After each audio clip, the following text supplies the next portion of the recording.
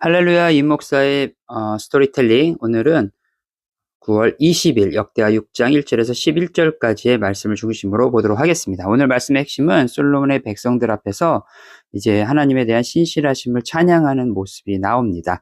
그리고 하나님께서 이 일들을 다윗을 통해서 하신 약속을 성취했다라고 얘기를 합니다. 자, 오늘 이 말씀을 묵상할 때 우리의 마음 가운데 반드시 깨달아야 될 것이 하나 있는데 뭐냐면 하나님의 임재가 있는 곳이 하나님의 성전이라는 겁니다. 다시 말해서 내 안에 하나님의 임재가 있다면 내가 바로 하나님의 성전이라는 거죠. 이것은 여러분들 잘 아시는 것처럼 우리가 말씀을 통해서도 많이 우리 가운데 증거가 되고 있습니다. 성전의 의미에 대해서 고린도전서 3장 16절, 우리 요한복음 3장 16절, 고린도전서 3장 16절, 316 브라더스라고 얘기를 하는데요. 고린도전서 3장 16절에도 뭐라고 얘기합니까? 우리가 성전인 것과 우리 안에 성령님이 계시는 것을 알아야 한다라고 강조하는 것처럼 오늘 이 말씀이 구약에 있고 아주 오래전에 있었던 말씀으로 끝나는 것이 아니라 내 안에 하나님의 임재가 있는가? 그러면 내 안에 하나님의 임재가 있다면 내가 바로 성전이구나라고 우리는 깨달을 수 있어야 한다는 거죠. 그렇기 위해서는 우리가 오늘 본문의 4절 말씀과 10절 말씀을 유심히 봐야 합니다. 4절 말씀 하반부에 그의 입으로 내 아버지 다윗에게 말씀하신 것을 이제 그의 손으로 이루셨도다라고 고백하는 장면이 나오고요. 10절 말씀에도 이제 여호와께서 말씀하신 대로 이루셨도다. 내가 여호와께서 말씀하신 대로 내 아버지 다윗을 대신하여 일어나 이스라엘 왕위에 앉고 이렇게 얘기를 쭉 하고 있어요. 다시 말해서 내 안에 하나님의 임재가 있다 없다를 어떻게 알 수 있을까요? 맞습니다. 하나님의 말씀이 내 안에 있는가 내 안에 없는가를 통해서 하나님의 임재가 내 안에 있는가를 알 수 있다는 거죠.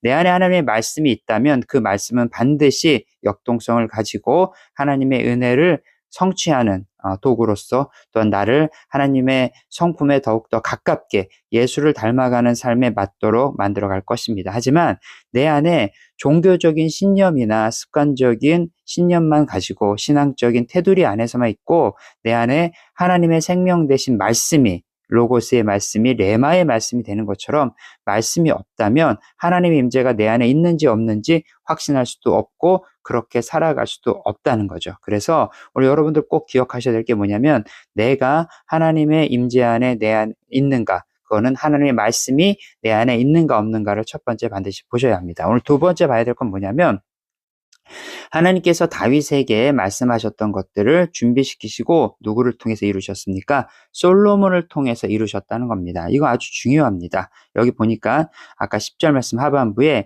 이스라엘의 하나님 여호와의 이름을 위하여 성전을 건축하고 내가 또 그곳에 여호와께서 이스라엘 자손과 더불어 세우신 언약을 넣은 궤를 두었노라.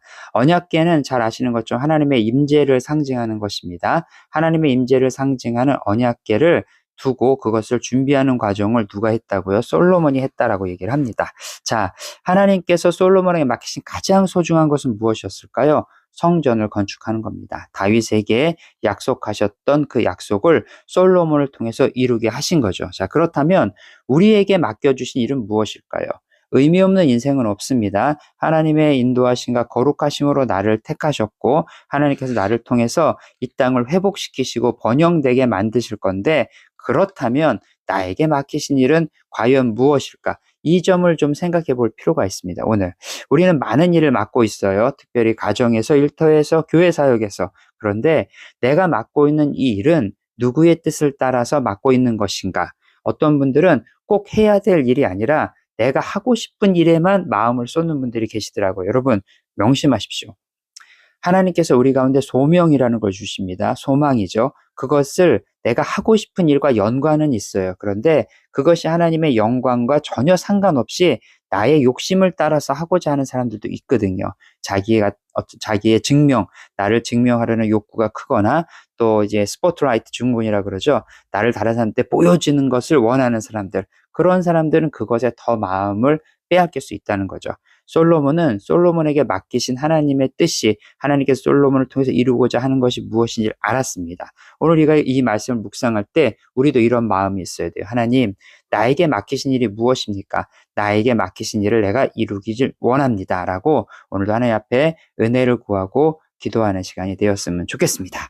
우리의 뜻이 이루어지는 것이 아니라 내 뜻보다 예수님의 기도처럼 아버지의 뜻이 이루어지길 원합니다라는 기도가 오늘도 우리 안에 있으면 좋겠습니다. 임 목사의 스토리텔링 말씀 묵상 오늘은 여기까지입니다.